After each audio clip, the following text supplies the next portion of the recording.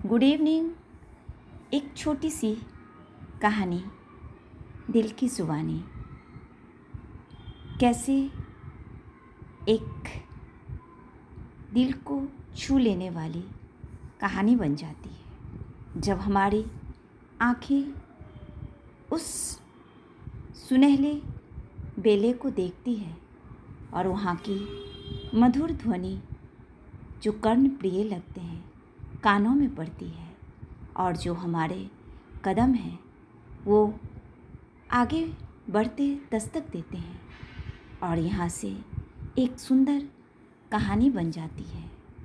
ऐसी एक गोधूली बेला को कैसे भूल सकती हूँ, जहाँ मैंने देखा जब पहली बार किसी दुल्हन को सजाया जा रहा था, उसके सपने को पूरा करने के लिए, अपने साजन की बाहों में जाने के लिए।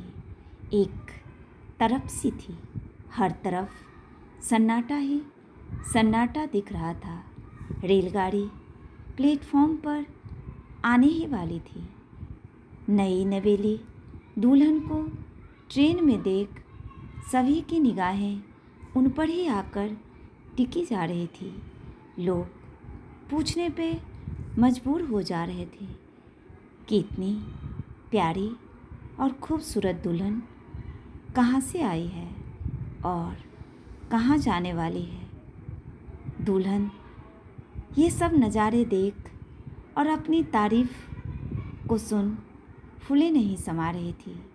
उसको ऐसा प्रतीत हो रहा था मानो स्वर्ग की दीवार उसके लिए खोल दी गई हो और वह अपने भाग्य पर इठला रही होती थी। वह यह सोच सोच मन ही मन गुनगुना रही होती थी। सब कुछ ऐसा प्रतीत हो रहा था कि शायद उसने जितनी कल्पना की थी उससे कहीं अधिक उसे मिल गया है, और तमाम उम्र तो ऐसे ही पड़ी है। कभी कभी एक हाथ से दूसरे हाथ में चिमटी काट वह महसूस करती थी कि ये सफ़र सपने वाले तो नहीं। फिर अगले ही पल कहती, नहीं, ये तो हकीकत है, सपने नहीं।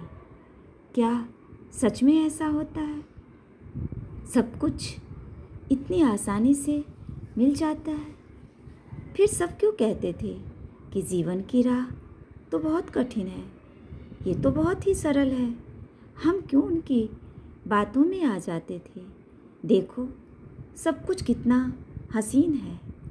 काश ये सफ़र कभी ख़त्म न होता और पूरी ज़िंदगी यूं ही निकल जाता, और फिर कुछ पाने की चाहत में कभी किसी को कुछ खोना न पड़ता। अतिशयोक्ति के शब्द कम पड़ रहे थे कि ये आईना जो तुम्हें कम पसंद करते हैं वे जानते हैं कि तुम्हें हम पसंद करते हैं, और यही गूंज उसके कानों में ट्रेन की तेज़ रफ्तार की गूंज सनसनी रात में पड़ रही थी। और फिर काश ऐसी ही ज़िंदगी गुजर जाती।